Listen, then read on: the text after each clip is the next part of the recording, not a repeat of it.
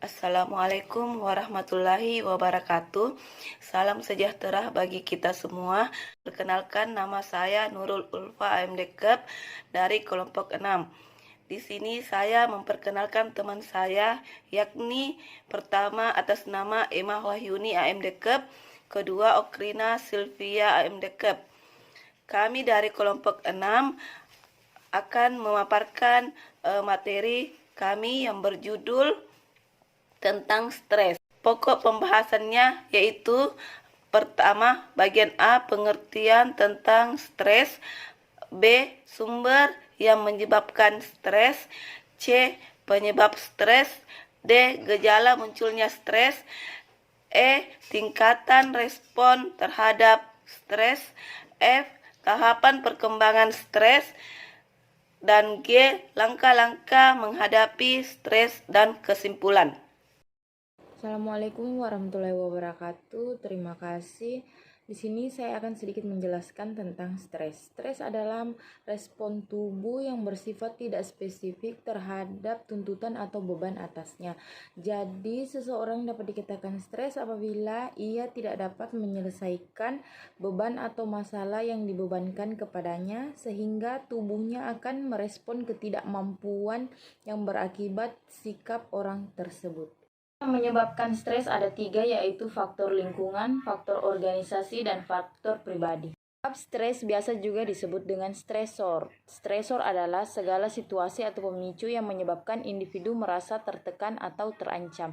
Stresor dibagi menjadi 2, yaitu stresor eksternal dan stresor internal. Eksternal adalah stresor yang berasal dari luar individu, sedangkan stresor internal adalah stresor yang berasal dari dalam individu.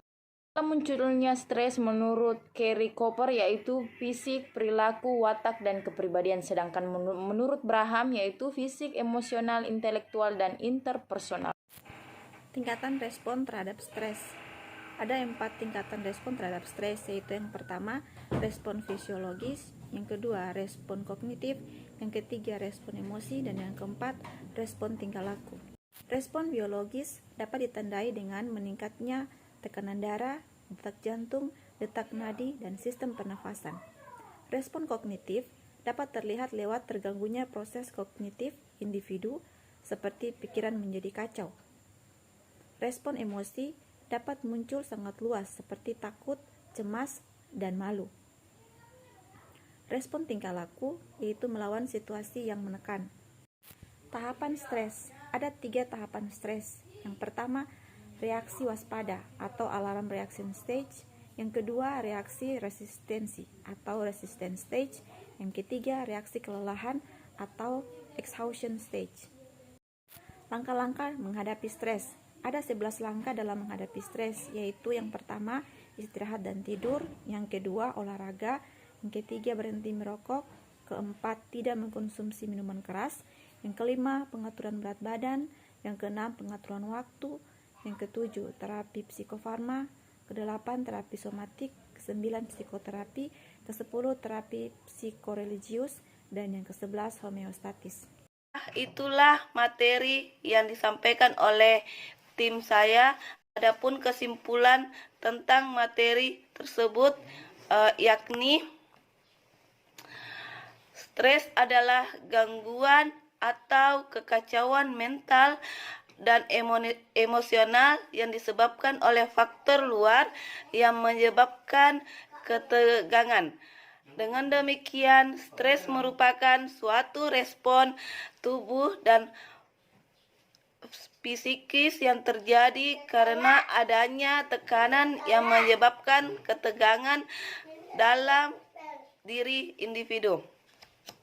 Stres dapat terjadi karena berbagai faktor atau sumber yang muncul dari dalam diri ataupun luar diri individu. Adapun 3 sumber yang dapat memicu kehadiran stres. Pertama, faktor lingkungan, kedua, faktor organisasi, dan faktor pribadi. Gejala stres dapat berupa tanda-tanda berikut ini, yaitu terjadi pada fisik. Itulah hasil kesimpulan dari kelompok kami, dan saya akhiri dengan ucapan Billahi fi sabil haq. Wassalamualaikum warahmatullahi wabarakatuh.